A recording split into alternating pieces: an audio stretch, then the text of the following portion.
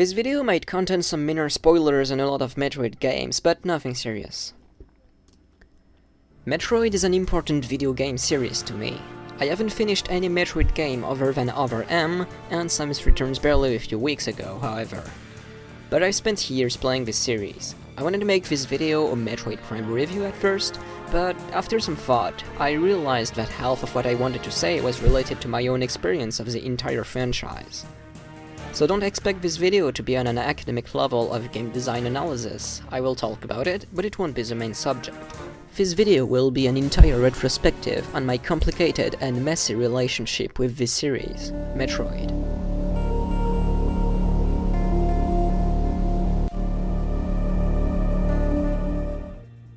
Like a lot of people my age, I've grown up playing Super Smash Bros. Games.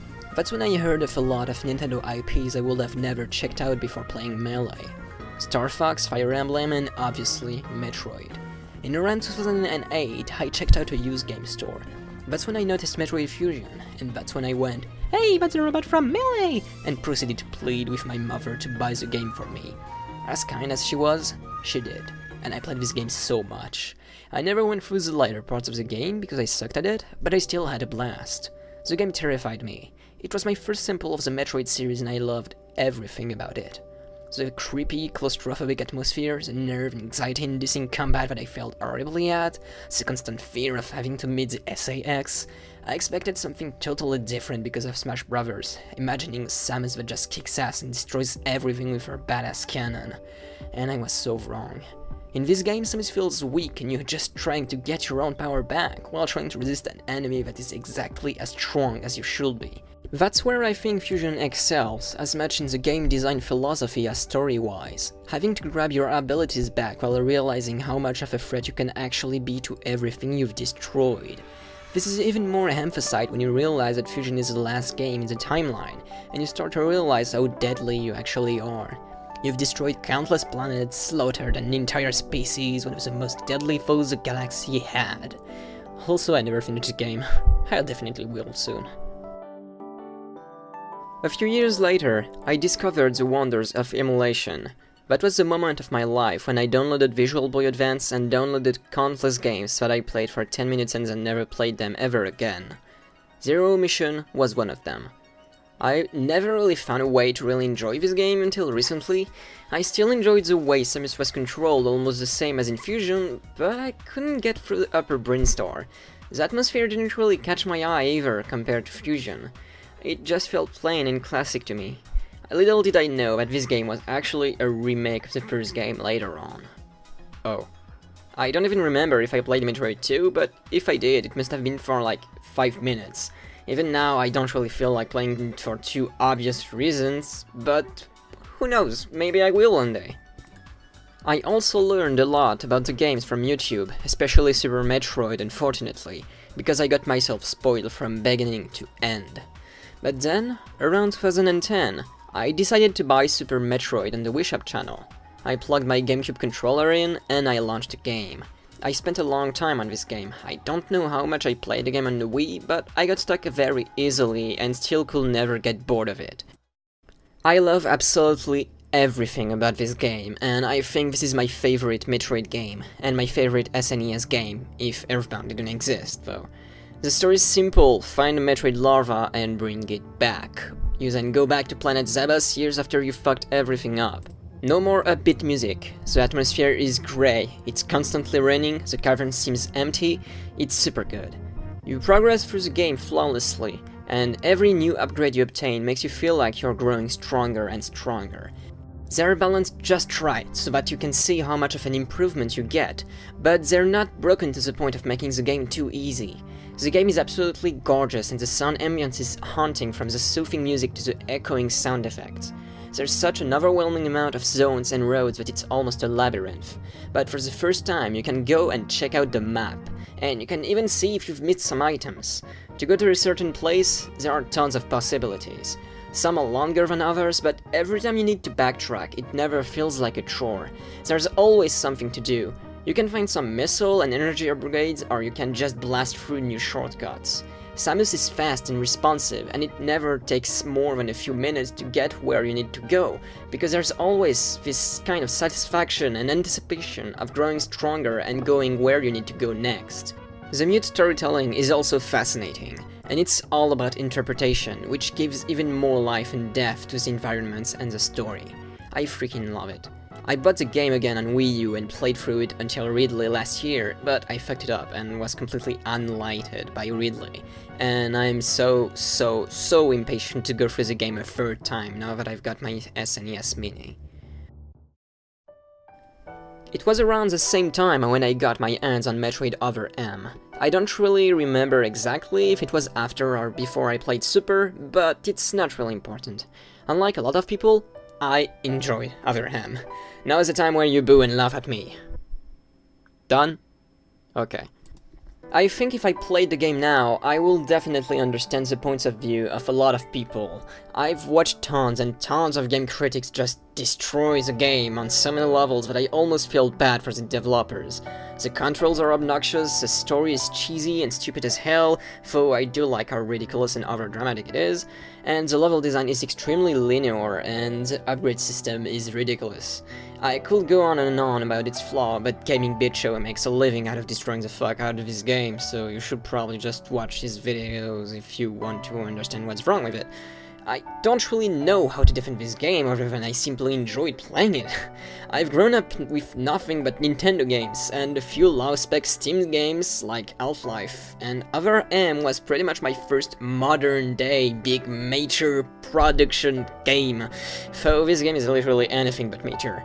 It was probably the first full dubbed console game I've ever played, and I can't deny I had a generally positive opinion about it.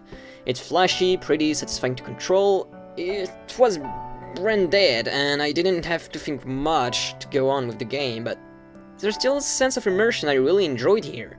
It's the first Metroid game where we're not all alone in a giant planet or station. Here we have comrades, some more useful than others, true, but as the game progresses, more and more teammates die. Then the sense of dread and isolation comes back little by little, like it's a sort of survival game, until you're one of the only ones left. I mean, I'm talking about memories from 7 years ago, so it's still blurry as hell, but if I play the game again today, I will most likely be disappointed and my past experience will end up being negative. And I really don't want that. At one point, I then bought Metroid Prime Trilogy. I only played through Prime for barely a couple of hours, but even then, I felt like there was something wrong. It was weird. Nothing felt right or responsive. I just couldn't get it. But back then I blamed that on the game and never gave it much thought and dropped it without much remorse. The game just bored me and I couldn't get into it at all. And then years passed and passed, Nintendo not releasing a single game until 2016 when AM2R finally releases and got the famous DMCI controversy. Great move, Nintendo, you guys don't even have to make games to raise awareness on the good ones instead of making them yourselves. I didn't play it though. I grew tired of Metroid and didn't even feel like playing it at all. That's until they announced Metroid Prime 4 and Samus Returns at E3 2017. If you've watched my review of Samus Returns, you know my thoughts about the announcement. So I guess I just ordered the collector's edition of Samus Returns to show my support, though I didn't expect that much from the game. And joke's on me, I loved every bit of it. That's when I suddenly got a surge of inspiration to play through every Metroid game again. Starting this time with Zero Mission, not only because it was a remake of the first one, but because I never really went far with it. I had such a blast, I loved everything so much, and I almost never got stuck a single time. I didn't catch every item, but I sure did enjoy getting as much as I possibly could. The added content, the music, the colorful palette which changes from the rest of the series, this game is amazing and one of the best remakes to ever exist.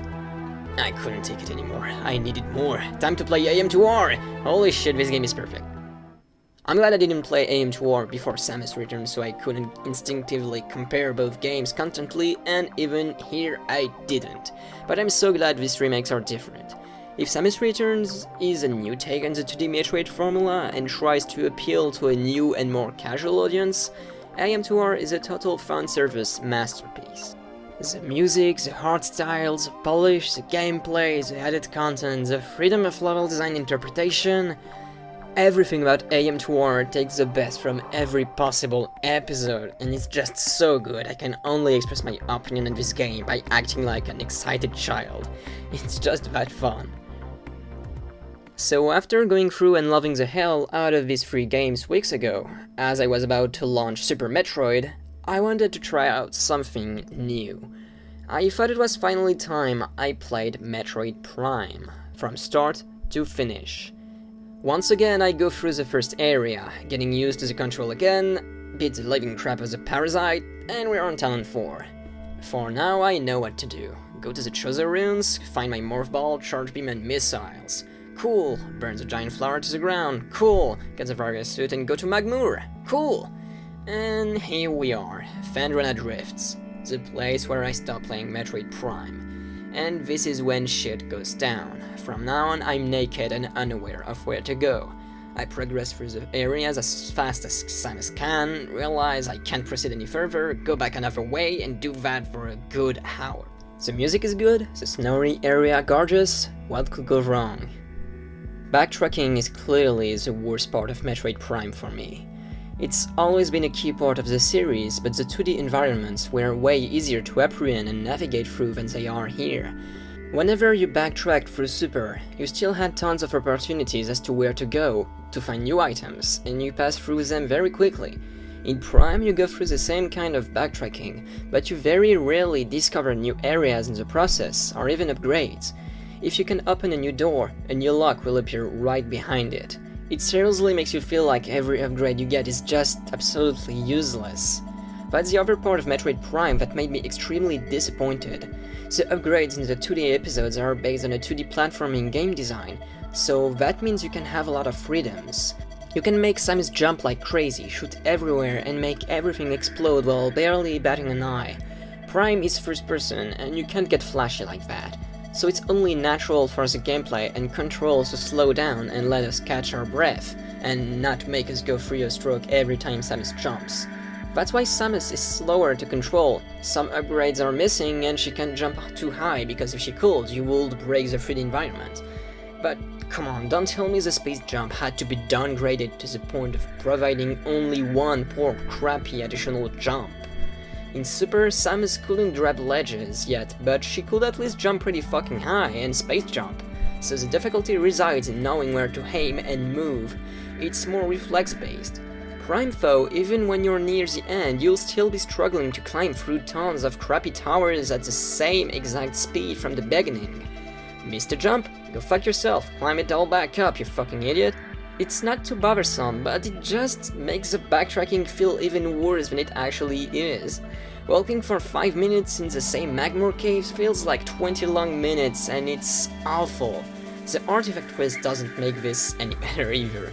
2D Metroid combats are also super short. Like in a 2D Zelda game, normal enemies barely take a few hits to kill, and you almost had to kill them if you wanted to proceed through the level, but it's never been a problem. But in Metroid Prime it's different, now you can just avoid enemies at your leisure. The presence of the lock-on shooting function also makes it easier to hit enemies. The fights are more similar to a tennis match. I'm not saying it's bad, on the contrary, as they fit well with the atmosphere.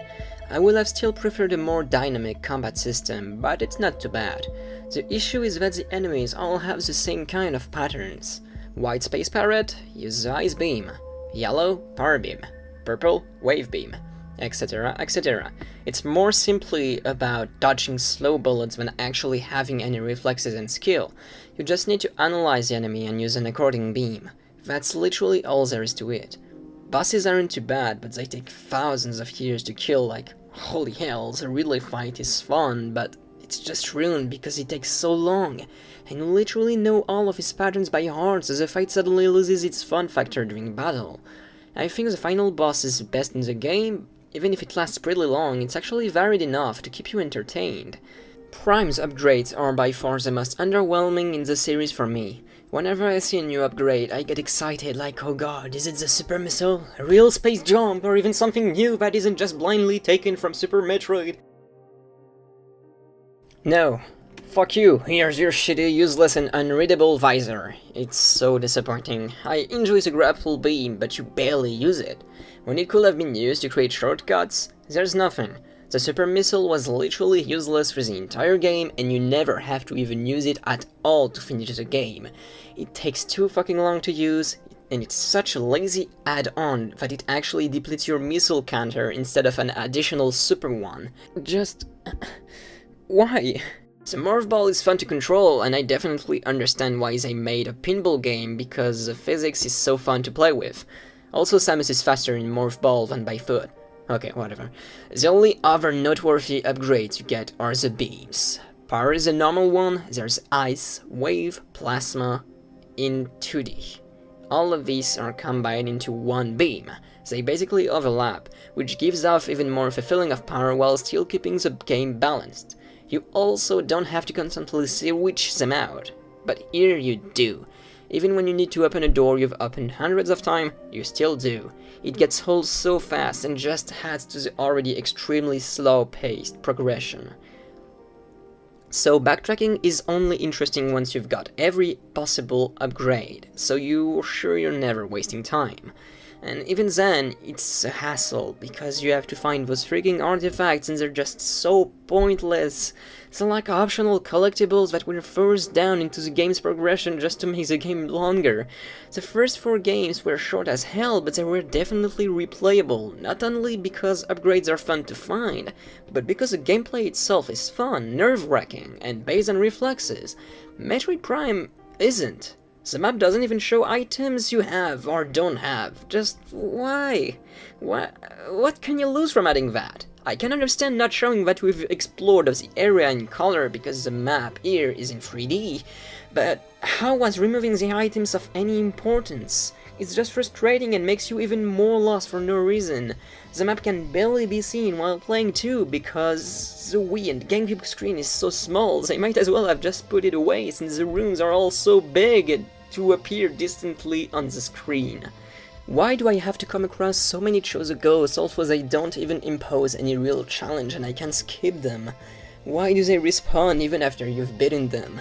Why is their battle theme so eerie? Why must I chase these boring artifacts in the same place I've been to 10 times already? Why are there so many beams? And why are they so artificially used in battles? Why do I have to change my beams every time I need to open a door I could open anyway if the beam stacks instead?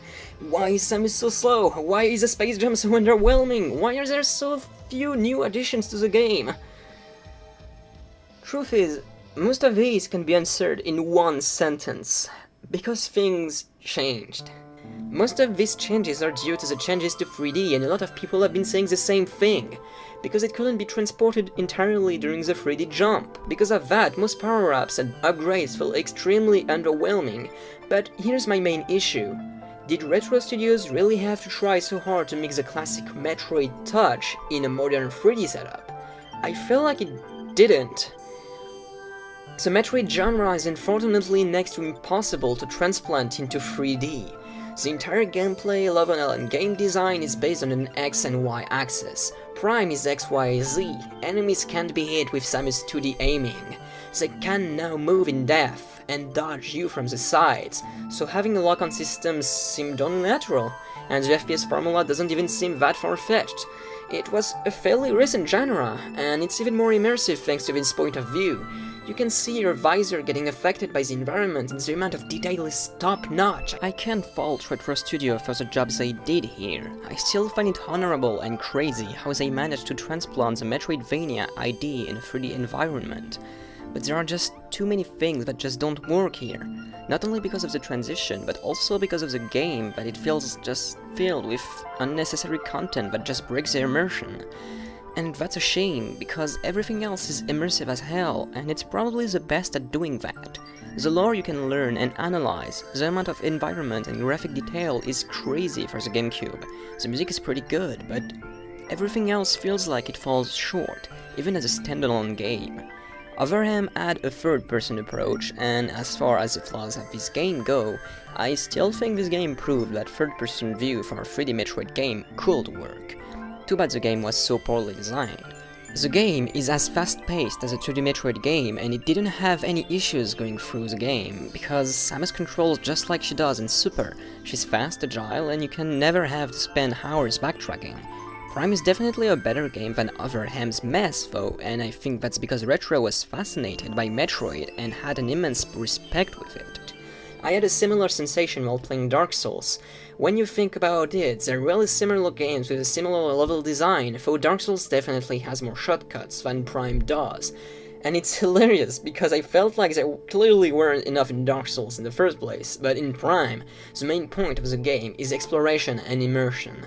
So going back through the same hundreds of rooms as slow as a snail, not discovering any new upgrades, it all felt draining. Whenever I stopped playing, I felt like I couldn't take the game on anymore, not because the game is a challenge, but just because I felt like I was wasting my time playing through it. I seriously tried, I was so hyped and looking forward to how they changed the formula, and to my disappointment, it just didn't click for me. Even as a standalone game, I just can't get any enjoyment from this game. It's just trying way too hard to replicate what Super Metroid made me feel like, and I felt like the game was taking me for an idiot. Because this formula just doesn't really work here. I'm playing through Prime 2 as I'm running this right now, and it's already so much more enjoyable to me. The beams actually have completely different structures, and I love it. The dark and light world system is classic, but it's such a good breath of fresh air. It actually makes me feel like I'm playing a real new game. I feel like Samus is faster from the first game, but maybe it's just a placebo because there's just way less backtracking. Anyway, maybe it's all just me, but I hated playing through Prime. I like everything about Prime except actually playing it. The lore, the ambience, the music, discovering Talon is all so great until you realize this drags on for too long, far too long when it should. And that's when the flaws start to show, and once you notice them, it's next to impossible to think of anything else. It's like hitting a perfectly fine loaf of bread and realizing there's mold on the other end and you just start to regret it. Pardon the shitty metaphor, but that's the only way I can explain my enjoyment of the game here. It's just maybe not for me, and for that reason it just makes me sad more than angry, because that's what Metroid has been for the past 15 years. And there's another one in the making, and like usual, everyone is gonna love it, and maybe even I will enjoy it, but I'm getting less and less hyped about this. I want something new, something different, that plays different and makes me feel good. And no matter what I think about the Prime series, it's still Metroid, and I think Retro Studios gave it their all to provide us with a memorable game. If you're a Metroid fan, I hope you can understand my affection and the appeal I find in this series, even if I actually never went too deep into it. But it's by far one of the most interesting Nintendo IPs there is, and I'm sure you'll agree with me on that. Now's the time to show that to Nintendo, now that the license is finally back on track, if you're a Metroid fan and you're pissed off about my thoughts on this game, I'm sorry. I probably feel worse than you do. If you've never played a Metroid game, please hop on this series as soon as possible. This has been a very long video, but I could never be happier to give my thoughts on this entire series. Thank you so much for sticking until the end. If you wish to see more Metroid content, I really recommend you to check out the Geeks Critics and Kingdom Planet's YouTube channels. They provide a lot of interesting Metroid content. For now, I'm done with Metroid videos for a while. I don't know what my next video will be, but in the meantime you can always give me recommendations, be it to improve my content or to give me some ideas. In the meantime, take care of yourself, and I hope you have a good day. I'll see you around.